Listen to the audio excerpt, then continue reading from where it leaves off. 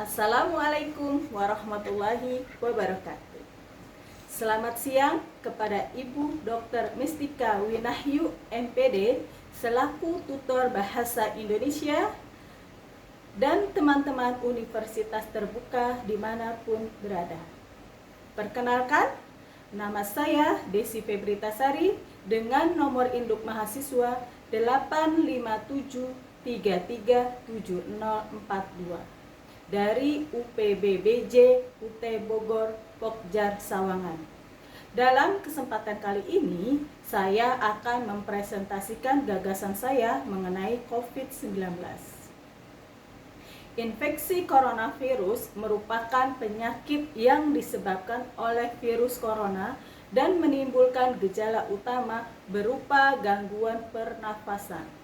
Penyakit ini menjadi sorotan karena kemunculannya di akhir tahun 2019 pertama kali di Wuhan, Cina.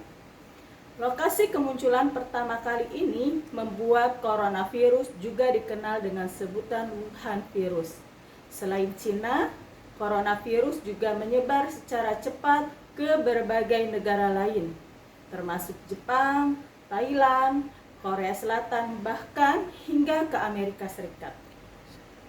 Penyebab coronavirus merupakan virus single-stranded RNA yang berasal dari kelompok Coronaviridae.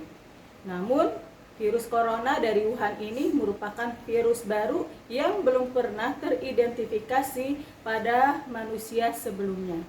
Karena itu, virus ini disebut sebagai 2019 novel coronavirus atau 2019 nCoV. Virus corona umumnya ditemukan pada hewan seperti unta, ular, hewan ternak, kucing, dan kelelawar.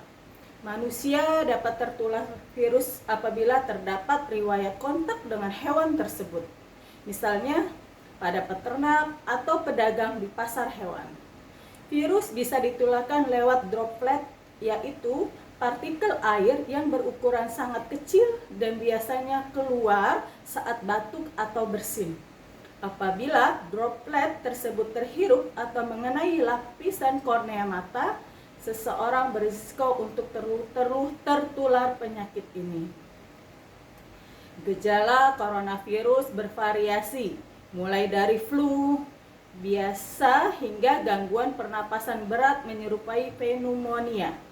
Gejala corona yang umum dialami mereka yang mengalami infeksi coronavirus adalah demam tinggi disertai menggigil, batuk kering, pilek, hidung berair dan bersin-bersin, nyeri tenggorokan, sesak nafas. Gejala virus corona tersebut dapat bertambah parah secara cepat dan menyebabkan gagal nafas sehingga kematian. Infeksi coronavirus umumnya diketahui melalui gejala pemeriksaan fisik yang dikeluhkan pasien. Setelah itu, dokter akan melakukan sejumlah pemeriksaan penunjang untuk membantu menegakkan diagnosis. Pemeriksaan penunjang tersebut antara lain adalah pemeriksaan darah lengkap, pemeriksaan pembukuan darah, fungsi ginjal dan hati, serta pemeriksaan virologi. Selain itu, spesimen dari hidung dan faring atau tenggorokan pasien pun akan diambil dengan teknik swab. Demikian pula sediaan dahak dan bila diperlukan cairan bronkus atau saluran pernafasan yang lebih kecil. Melalui pemeriksaan tersebut dapat diketahui apakah penyakit pasien disebabkan oleh virus atau sebab yang lain.